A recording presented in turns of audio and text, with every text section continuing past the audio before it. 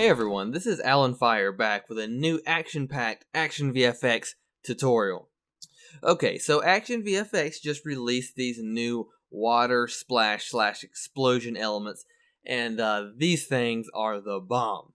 Firstly, I'd like you guys to know that this episode isn't specifically about explaining how to create one particular effect or what exact values to put into each setting and all that stuff.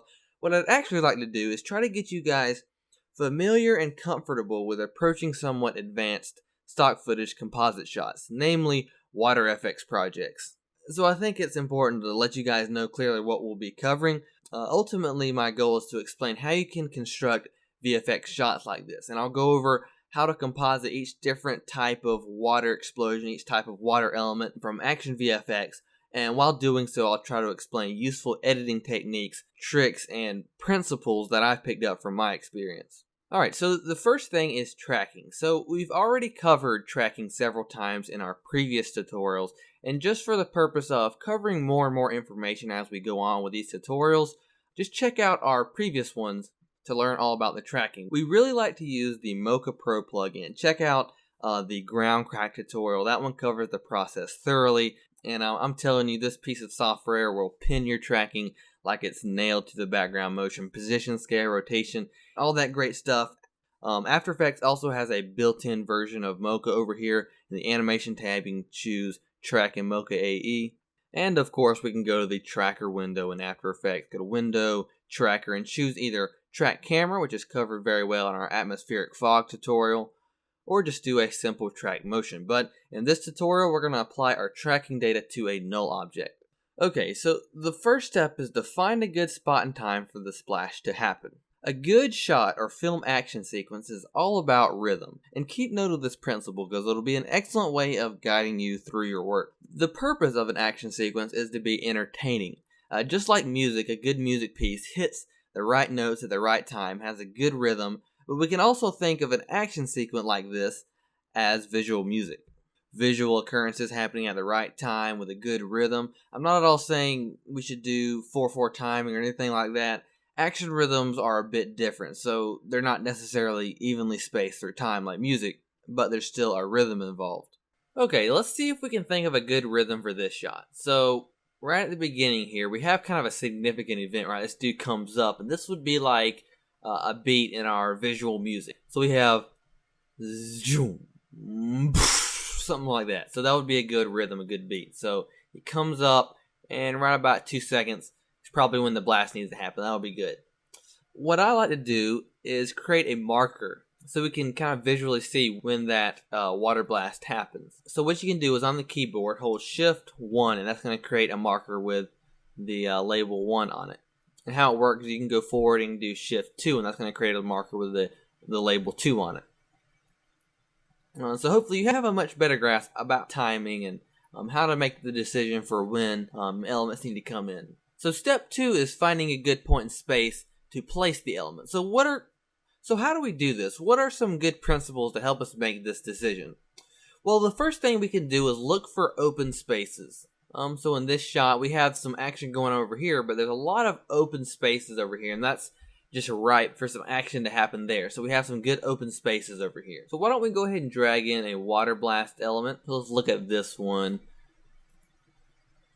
Why don't we use this one? This one looks good. So let's go back to our composition. Let's drag in that water blast element. And it needs to happen right about where we place that marker. So when I position these elements, what I really recommend is to place the anchor point in the right part of the footage. So what you can do is click on your footage, hit the letter A on the keyboard, and adjust these values so the anchor point is at the center of the explosion, or where the explosion begins, the origin of the explosion.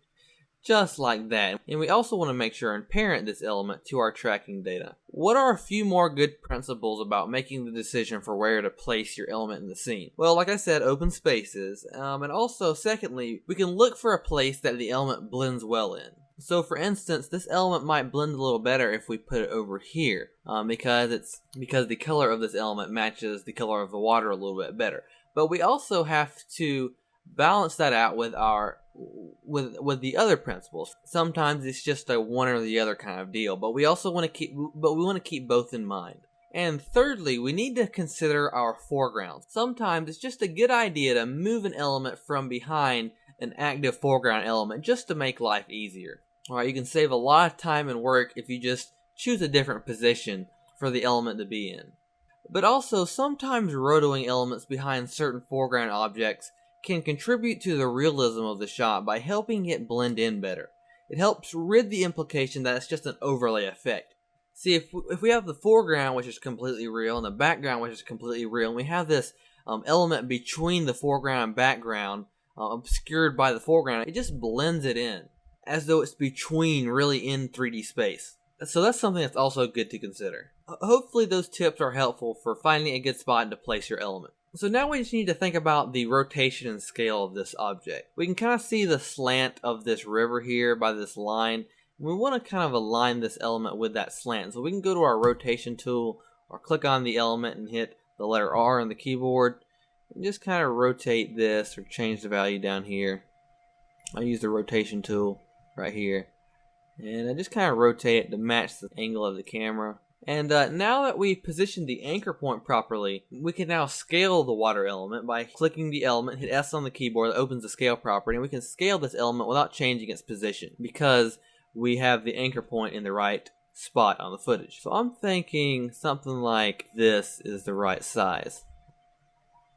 Okay, looking great so far. So the way it's happening in this scene is there's a bomb that falls into the water, creates a splash, and then the explosion happens. And this is the water effects from that explosion. So before this, we need to make a splash where the bomb falls into the water. So let's again think about the rhythm, just like before. Let's say the splash comes in, and then he comes up onto the deck. Splash, up, boom, something like that. So let's do the splash about right here. Let's go to our water splash folder. Let's find a water splash that looks good. This first one looks great. Let's go back to our composition, drag this in. Make the timing just right. In the same way, we want to make the anchor point in the right spot so we can change the size and rotation like that. And we got to make it in the same spot. So let's just drag it forward at first so we can put it in the right spot. You can scale it down. Adjust the rotation. That looks pretty good. And let's apply this to the tracking data. And we'll move this back. So the bomb is actually going to come in this direction. So we want the splash to kind of go in this direction. So it kind of continues the same horizontal vector. So let's just flip this around. Right click, transform, flip horizontal. Like that. Make the rotation right. So the next thing we need to think about is the time remapping or speed of these water elements. Are they too slow? Are they too fast? And usually the bigger the element, the slower it's going to fall relative to the whole size. So the bigger the element is, usually the slower it needs to be. So this element right here is pretty small, so we might need to speed this one up a little bit. So let's right click, go to time stretch, and let's make this about 75. So it's only going to be a 75% as long, which makes it faster. Now let's take a preview of that. Okay, that one looks great. But I think we can slow down this large water blast a little bit. So let's go to time stretch. Let's do like 107. Well, it's just a little bit slower. It makes it look like it's larger. And one big part about finding a good position for the element, finding the right timing, finding good speed, is watching previews. Just trying different things out, take a preview of it, and just make little adjustments to improve. There's no better way to get a feel for what you're creating. Also, one thing that's okay to do is slightly animate these elements. See, here it explodes just in the right place, but then later on it looks like it's a little bit too high and not exactly where the other splash is. So we can do a slight animation and get away with it without people noticing. So right here it looks good, and I'll hit P for position, click the stopwatch to add a keyframe.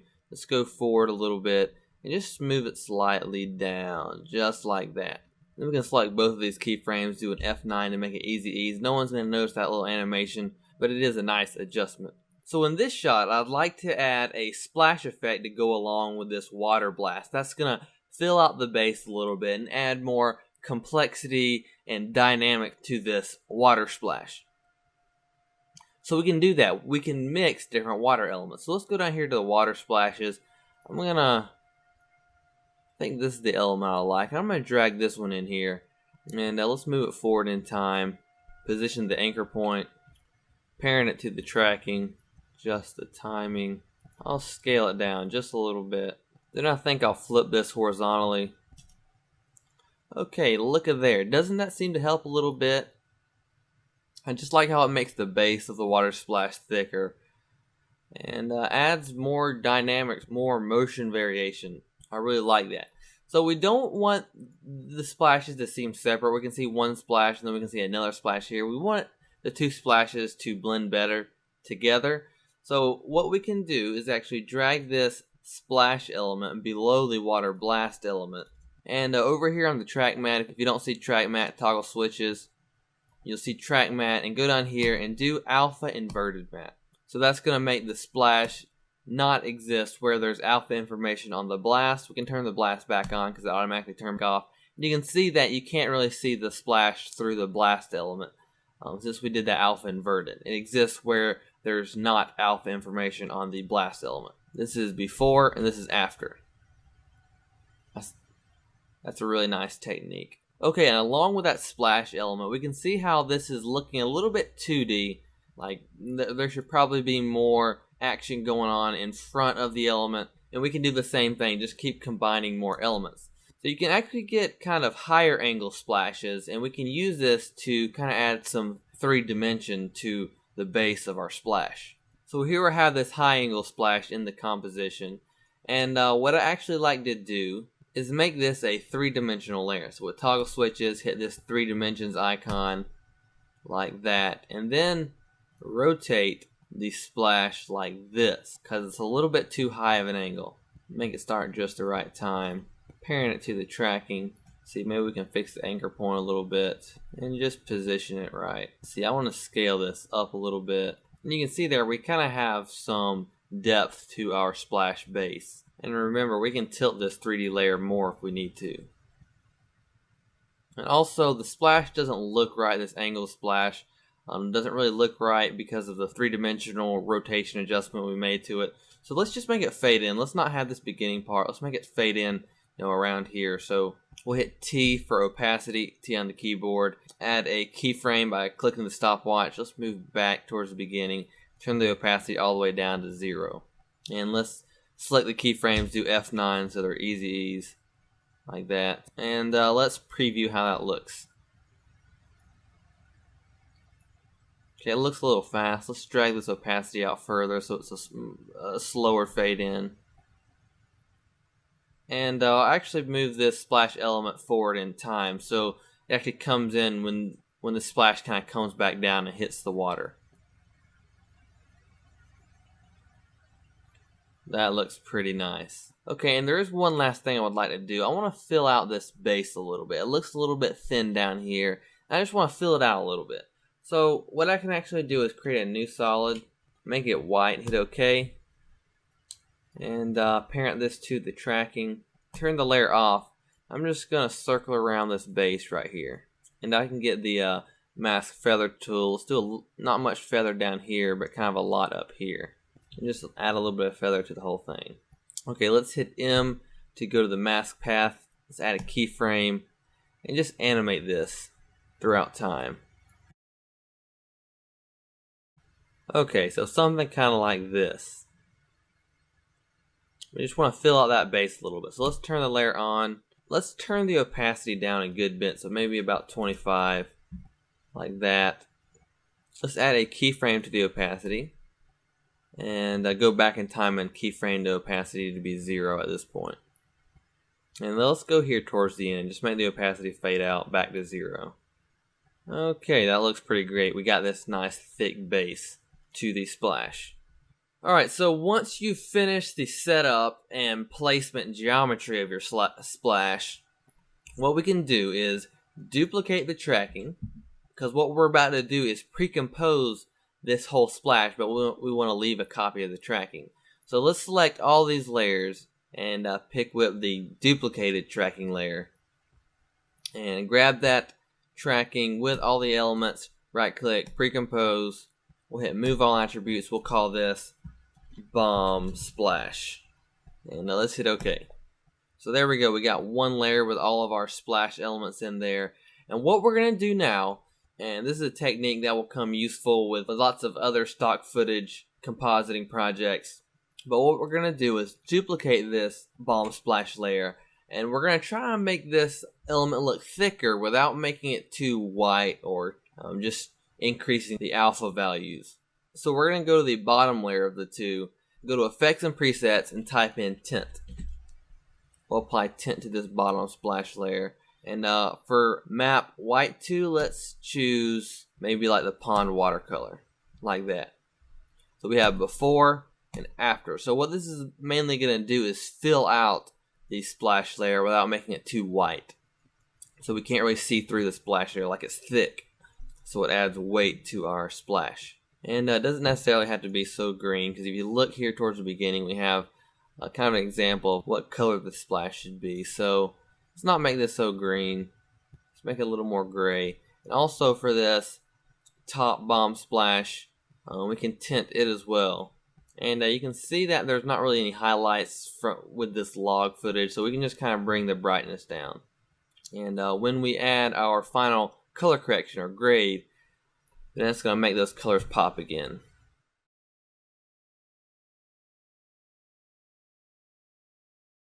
Okay, so to me this effect is turning out really good, but there are some very essential adjustments we need to make to help this blend in better.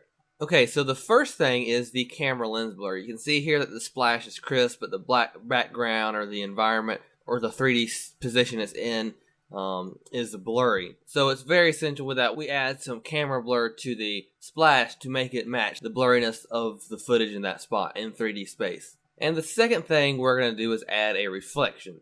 So let's go ahead and get to the camera blur. To do this, let's just pre-compose these two layers. And let's hit OK. Then we can add a camera lens blur effect to that layer. So camera lens blur, put it on that layer. There we go. Also, it's probably a good idea to be in full resolution so you can get an accurate preview. And remember, this splash is a little bit closer than the background, so it wouldn't quite match the same blurriness. You just want to look at this point right here in 3D space. So yeah, 5 pixels of camera blur seems good. I'm going to go ahead and add a keyframe, and then I'm going to go through this footage and animate the blur radius to match that changing focus of the camera. So I can click on the footage, hit U to open up the keyframe parameters. At this point there should be 0 blurriness. And I'd say right about here is when the camera starts changing focus. So let's add another keyframe, make it 0. And then he looks pretty crisp at this point, so that means the background should be pretty blurry. So let's do about 5.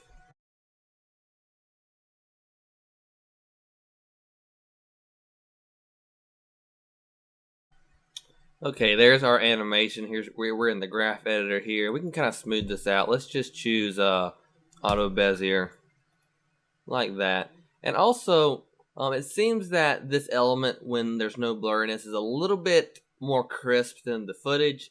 So what I like to do is just add an expression to the blur radius. Hold alternate, click the stopwatch, and just type in here plus 0.5. So before the lowest value was 0.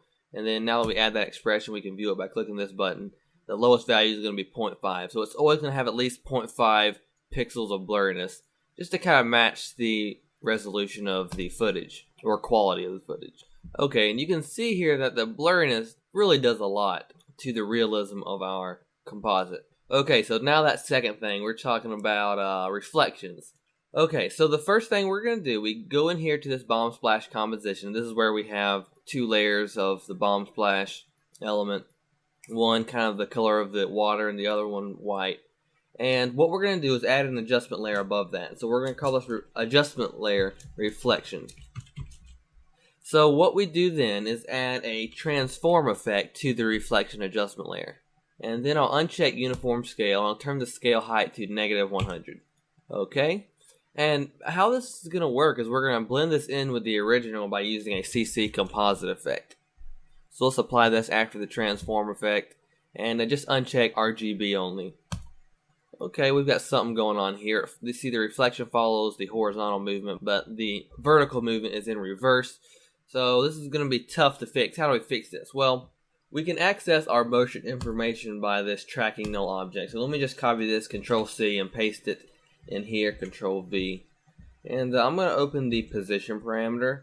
And for this reflection, I'm going to go to the transform anchor point and add an expression to this anchor point. Hold alternate click with stopwatch. So what we're going to do is type in plus, and then we'll do 2 square brackets and a comma in between those brackets. For the left side of the bracket, let's do 0. But for the right side of the bracket, let's choose tracking position Y.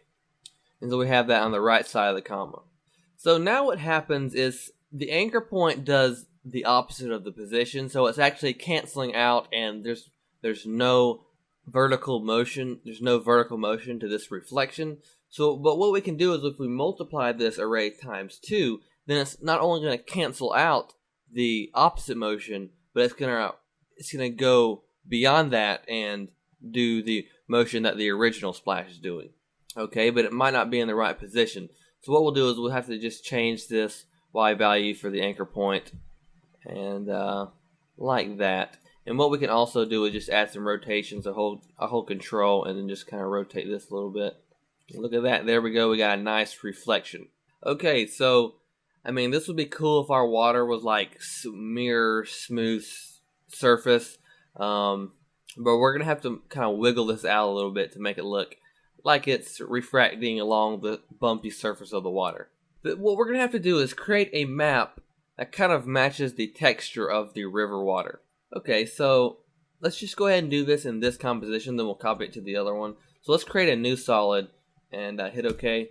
Let's make this a 3D layer, and let's rotate it like this. And maybe just actually squeeze it down a lot. Okay, we could probably change the anchor point just to move it towards us like this kind of, and just scale the whole thing up. So make it pretty big. Okay, so now what we're going to do is add a fractal noise effect, and we're going to try to match the texture of the water with that fractal noise effect. Okay, so the first thing we're going to do is uncheck uniform scale and just maybe turn the height down, maybe kind of like that, and maybe just rotate this a little more in 3D space like this. And I'll bring the complexity down. So complexity right here, let's just bring this down quite a bit. And I want to animate this evolution just to have some movement. So let's hold alternate click with stopwatch. We'll type in time times, say 200. There we go. So hopefully this map will match our water pretty well. So I want to make a duplicate of this tracking and parent this map to the tracking. So let's pre-compose the map with the tracking. Pre-compose, call this water map. And I'll hit Control X to cut, but it on our clipboard it copies it. And we can go into the bomb splash and hit Control V to paste it. Okay, so this map actually follows the motion of the camera, so that works good. So we're going to use this as a displacement map to displace our reflection layer. So let's go to the reflection adjustment layer and type in displacement map. And let's go to the displacement map layer, choose water map, and horizontal displacement can go up. Hopefully you can see what it's doing here. Now we need to put this displacement map before the CC composite, otherwise it'll affect the original splash. Just like that. There we go. So it looks much more like a reflection. And we can probably turn down the opacity of the reflection to maybe something like 65, looking much better. And also we probably want the base of the reflection to be a little bit less displaced, and then as we go down it'd be more. So we can go to the water map. So what we can do in here is create a new solid, just make it gray, because displacement maps do not displace where there's gray. It doesn't match the composition size, that doesn't matter. Let's just scale it up. And then let's just make a mask right at the top here, and then feather it out a good bit. Something like that, and then we'll attach this, we'll parent this gray layer to the tracking. So there you can see there, it's not displacing the bottom much, but as we go up, it does more and more. So maybe we can turn up the displacement a little bit. So there's our reflection. I think it looks pretty nice. Maybe the last thing we'll do to the reflection is add a little bit of blur. So just go to fast blur and put it before the displacement map. Add a little bit of blur. Maybe that helps. Anyway, that's how you can add a reflection. What else? Also motion blur. So let's go into the bomb splash here. So to add motion blur is important. So To add motion blur, we can apply a pixel motion blur. And this is an effect built into After Effects, not a plugin or anything. Works really well. Look at that. Very nice. We could possibly turn the shutter angle up. I think it looks more realistic that way. And so you can see here towards the end that the foreground figure is in front of the layer, and we would have to do some roto work, but we're not going to go over this. This tutorial is already really long, but we have covered rotoing in previous tutorials. But you would definitely want to put these elements behind any foreground subjects or anything. But that's not the topic of this tutorial. Okay, so I would love to end here. We've covered so much information, but there's one last thing I really want to tell you guys. We have to cover all the different elements. We haven't talked about the small water hits. And a lot of this is the same process and techniques for the larger splashes and water elements. But we're going to do this real quick just because there are some differences and there's some useful information that could help you guys out. So what I usually like to do is drag in just several small water hit elements. These were created with bullet hits in mind, but there definitely is a variety of different ways you could use these splashes. So the first thing is important just to position that anchor point properly. Let's just change the anchor point value so it's in the right spots. I hope you guys get the purpose of that anchor point thing. It's so you can scale and rotate the element without changing its position. If the anchor point is the point on the footage that doesn't move. So if you scale it up, all the other points are going to move except that point right there. And the same with the rotation. It rotates around that point. And okay, we want to think about the timing when it needs to come in. So we could do it like after this big splash. You know, this actor is doing different actions and motions. As he gets up, then the bullet hits go by. I'll make him start right about here as he kind of gets up. So let's make them all start right here. And let's say these are machine gun bullet hits. So the time of each layer needs to be offset by about 2 frames, 2 or 3 frames. So I'll just hold control, click that, and it unselects that one. Let's move them forward 2 frames. Do the same thing for this one. I'm not sure how many we'll need. So let's move them all kind of over here and just scale them down. And just start positioning them from first to last. So say here. And make sure and attach them to, or parent them to your tracking null. Okay, that's looking good. But now it's just a matter of making the scale right. These are further away. They need to be smaller. And these right here are closer, so they need to be larger. Scale this one up a good bit. Probably delete that one. Much better. And obviously we have some roto work to do here. And we would go through with all the adjustments we made with this big water splash. We want to go through the color matching, the camera lens blur, the thickening, all that stuff. But the only thing that is kind of different with these splashes are the reflections. So let me just go ahead and show you how we do reflections with these bullet hits, because they are all in different positions and we can't use the same displacement technique. We're going to have to do each of these splashes individually. And it's actually not that tough. Here's how we do it. So basically just duplicate the splash layer and then go to the scale and flip the Y value for the scale. Like that. Another advantage of having the anchor point in the right place. And what we could probably do is turn down the opacity just a little bit. Like that. And then for the displacement, we're actually going to use an effect called turbulent displace. And there's kind of a problem because turbulent displace has more even turbulence as far as the way it's distributed between X and Y. It's not like this horizontal turbulence like we want. But there actually is a way to do kind of horizontal turbulence with turbulent displace. So here's what we're going to do. We're going to get a transform effect. We're going to place this before the turbulent displace. And let's do this scale height 500. So it's really scaled up. But then we're going to add another transform effect after the turbulent displace.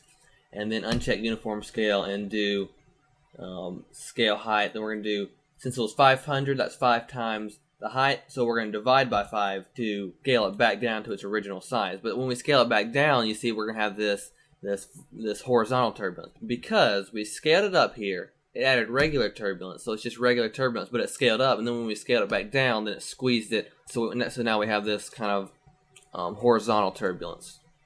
We'll probably scale it up a little bit to match the water look. So I think that works pretty well. We could probably also add some fast blur to that. I think that's a pretty nice looking reflection. Okay, so that's all for this episode. There was a lot of stuff to cover today. I hope you guys found this useful and worth your time. Why don't we review what we've gone over today? We went over the concept of good rhythm and timing. We talked about how to decide the best places to position your elements, changing the speed of the stock footage. We went over how to combine different elements. We covered how to add dimension to the splash, and how we can manually help fill out the base. We went over thickening the splash and color matching. We talked about adjustments such as camera lens blur and motion blur. We covered how to create realistic water reflections with displacement maps, and then we went a little into compositing small splashes and how we can render reflections of those. So I hope you enjoyed all the knowledge that came along with the creation process of this scene, and perhaps inspired some sweet ideas of your own for how you can use stock footage to enhance your video creations into something stunning. So I've certainly had fun. My name is Alan Fire, and until next time, I'll leave you to it. Thank you.